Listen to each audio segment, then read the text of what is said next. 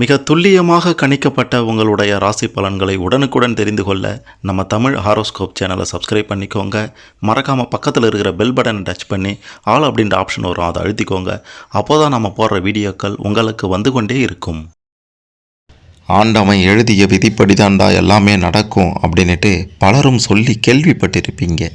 அந்த வகையில் பார்க்கும்போது கடகம் ராசியில் பிறந்த உங்களுக்கு முழுமுதற் கடவுளான விநாயகப் பெருமான் எழுதிய விதிப்படி கிரக நிலைகள், கிரக மாற்றம், சனி பகவானின் நிலை, சுக்கிர பகவானின் நிலை, ராகு கேது பகவான்களின் மாற்றம், குரு பகவானின் நிலை, இதையெல்லாம் பொறுத்து உங்களுடைய எதிர்காலம் எப்படி இருக்கப் போகின்றது, வாழ்க்கை எப்படி அமையப் போகின்றது, பிரச்சனைகள் எல்லாம் எப்போது தீரும், கடன் பிரச்சனைகள் விலக என்ன செய்யணும், எப்போது முடிவுக்கு வரும், எதிரிகளின் தொல்லையெல்லாம் எப்போது ஒழியும் அப்படின்ட்டு விநாயகப் பெருமான் எழுதிய விதிப்படி உங்களுடைய வாழ்க்கையில் என்ன நடக்கப் போகின்றது அப்படின்றத தெளிவாக துல்லியமாக பார்க்க போகிறோம்.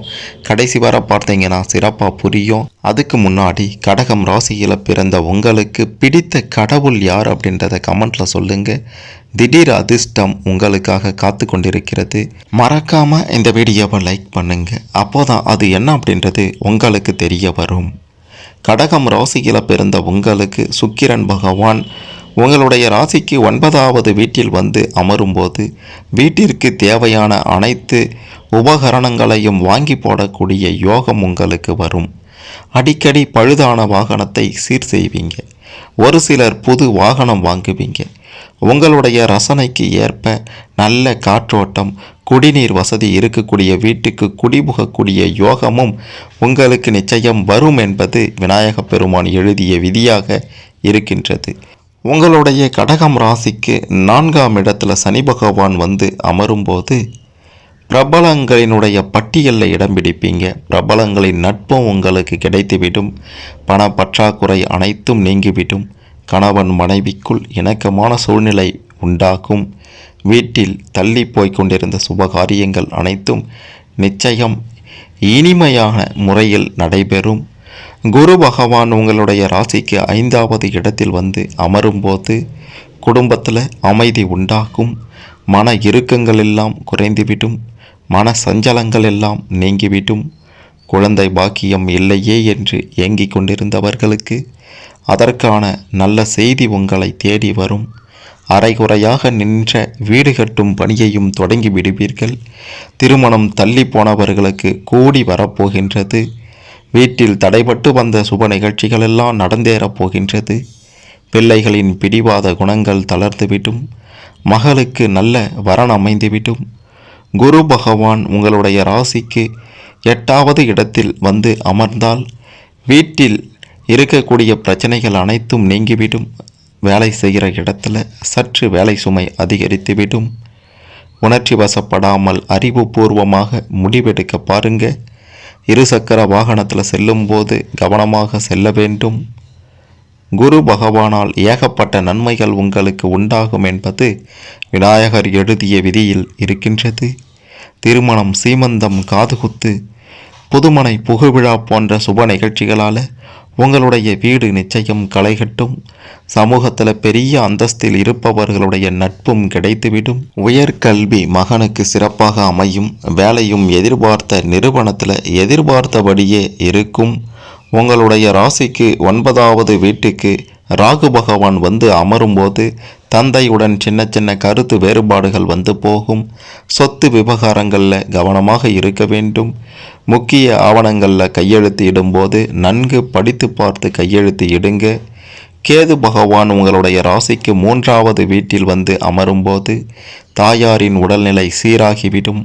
புது வாகனத்தை வாங்கி குவிக்கக்கூடிய யோகம் வரும். கணவன் மனைவிக்குள் தாம்பத்தியம் இனித்துவிடும்.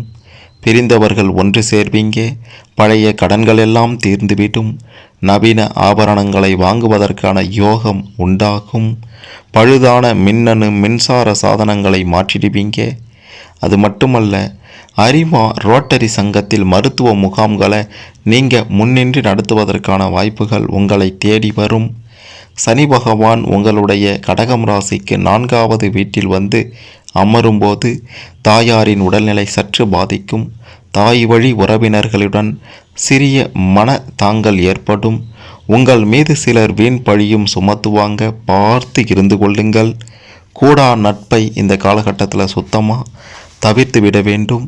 வீடு வாகன பராமரிப்பு செலவுகள் அதிகரித்துவிடும். வீட்டில் கழிவு நீர் குடிநீர் பிரச்சனைகள் எல்லாம் வந்து போகலாம். அது மட்டுமல்ல, உங்களுடைய பிள்ளைகள் குறித்த கவலையும் அதிகமாகிவிடும். மகளின் திருமணத்துக்காக வெளியில் கடன் வாங்க வேண்டிய ஒரு சூழ்நிலையும் வரலாம். மகனின் உயர்கல்விக்காக சிலரின் சிபாரிசை நாட வேண்டியிருக்கும். பூர்வீக சொத்தில் புதிய முதலீடுகள் வேண்டாம். பாக பிரிவினை விஷயத்தில் உணர்ச்சி வசப்பற்றாதீங்க. செவ்வாய் பகவான் உங்களுடைய கடகம் ராசிக்கு 8வது இடத்தில் வந்து மறையும் போது சகோதரியின் கல்யாணத்தை போராடி முடிப்பீங்க. பூர்வீக சொத்து பிரச்சனையை முடிந்தவரை பேசி தீர்ப்பது நல்லதாக இருக்கும். இல்லைனா பெரும் பிரச்சனைகளில் முடிந்துவிடும். வியாபாரத்தில் 2 மடங்கு லாபம் கிடைக்கும். புது ஏஜென்சி எடுப்பீங்க. அசல் வந்தால் போதும் என்று நினைத்திருந்த உங்களுக்கு கணிசமான ஆதாயம் உண்டாகப் போகின்றது. பழைய பாக்கிகளை வசூலிப்பதில் கடுமை காட்டாதீங்க. உத்தியோகத்தில் எதிர்பார்த்து வராமல் போன பதவி உயர்வு உங்களுக்கு இந்த காலகட்டங்களில் வந்தே தீரும். உழைப்புக்கான அங்கீகாரம் கிடைக்கலையே அப்படின்ட்டு ஆதங்கப்பட்டவங்களுக்கு அதற்கான பலன்களும் கிடைக்கும். இருந்தாலும் மேல் அதிகாரியுடன் மனஸ்தாபங்களும் வரக்கூடும் என்பதை சொல்லியே ஆக வேண்டும். கடகம் ராசியில் பிறந்த உங்களுக்கு எந்த விஷயத்திலாவது தடை தாமதங்கள் வேதனைகள் சோதனைகள் ஏற்பட்டாலும் அரியலூர் மாவட்டம் கங்கை கொண்ட சோழபுரம் எனும் ஊரில் எழுந்தரில் இருக்கக்கூடிய பிரகதீஸ்வரரை சென்று வணங்கி வந்தால் அனைத்து பிரச்சனைகளுக்கும் நிரந்தர தீர்வு கிடைக்கும் என்று நிச்சயமாக உறுதியாக சொல்லலாம். 10 மாதம் சுமந்து பெற்றெடுத்த தாயின் அருமை பெருமைகளை அறிந்தவர்கள்தான் கடகம் ராசியில் பிறந்த நீங்கள். இதனால் தாய் நாட்டை நேசிப்பவர்களாக இருப்பீங்க. உங்களுடைய கடகம் ராசிக்கு 10வது இடத்துல சனி பகவான் வந்து அமர்ந்தார் என்றால் கடின உழைப்பால் சாதிப்பீங்க. மன போராட்டங்கள் எல்லாம் ஓய்ந்துவிடும். சமயோஜிதமான பேச்சால் தடைப்பட்ட வேலைகளை முடித்திடுவீங்க.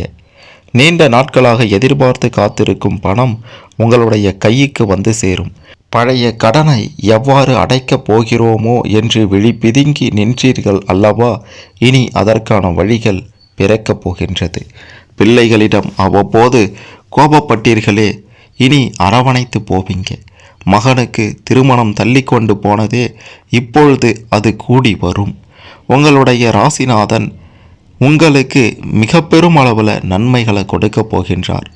உங்களுடைய கடகம் ராசிக்கு 5வது இடத்தில் சுக்கிர பகவான் மற்றும் 6வது இடத்தில் ராகு கேது பகவான்கள் வந்து அமரும்போது எதையும் சாதித்து காட்டக்கூடிய வலிமை உங்களுக்கு பிறந்துவிடும்.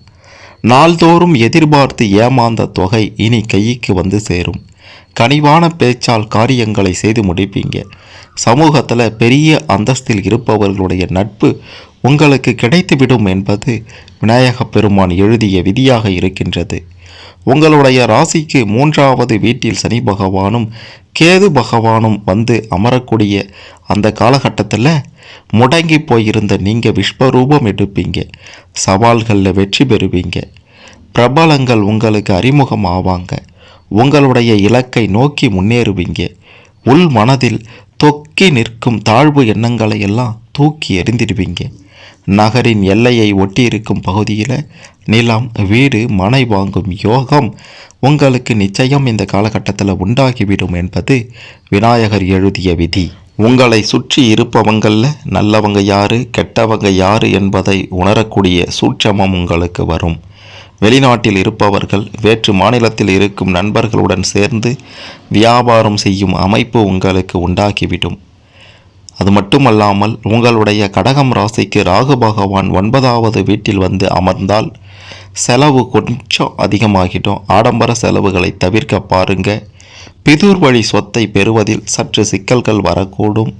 தந்தையாருடன் பணத்தாங்கல் வரலாம், மனத்தாங்கலும் வரலாம். அவருக்கு வீண் டென்ஷன், கணுக்கால் முழங்கால் வழியெல்லாம் வந்து போகும். தந்தை வழி உறவினர்களிடம் அதிக உரிமை எடுத்துக்கொள்ள வேண்டாம்.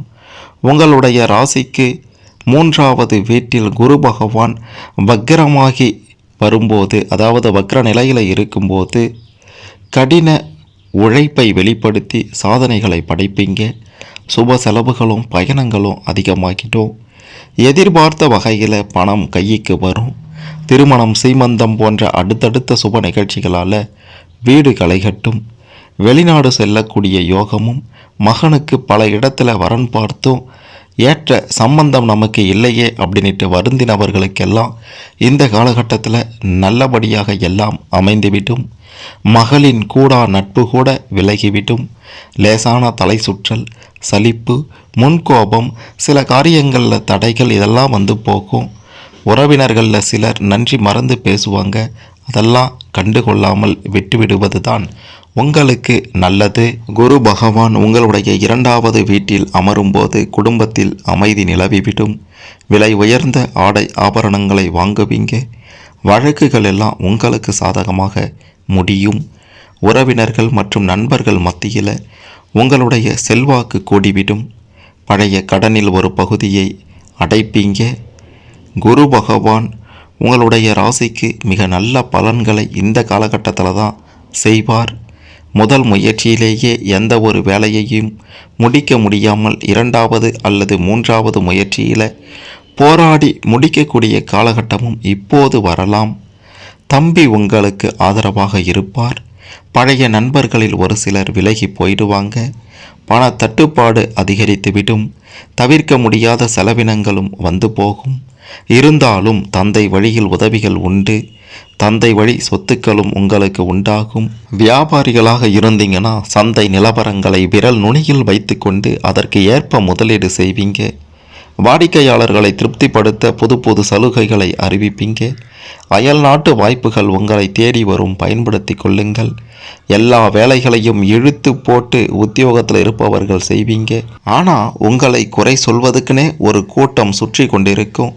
பழைய பிரச்சனைகளை கிளறிவிட்டு சிலர் வேடிக்கை பார்ப்பாங்க. கவனமாக இருக்கணும். அதற்கு அனைத்திற்கும் ஒரு முடிவு கட்டுவீங்க என்றால் சனி பகவான் உங்களுடைய 10வது வீட்டில் வந்து அமரும்போது இதற்கெல்லாம் ஒரு தீர்வு கிடைத்துவிடும். முக்கிய கோப்புகளை கவனமாக கையாளுவீங்க.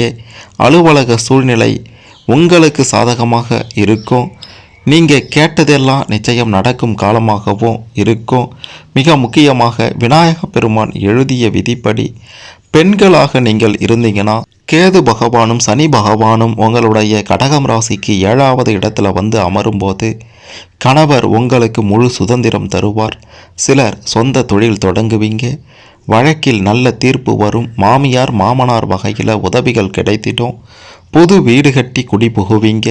சிலர் பழைய வீட்டை இடித்து கட்டுவீங்க. உங்களுக்கு ஏகப்பட்ட பிரச்சனைகள் இருந்தாலும் இந்த காலகட்டத்தில் நல்லது தான் நடக்கும். ஆரோக்கியத்தில் மட்டும் சற்று அக்கறை காட்டுங்க.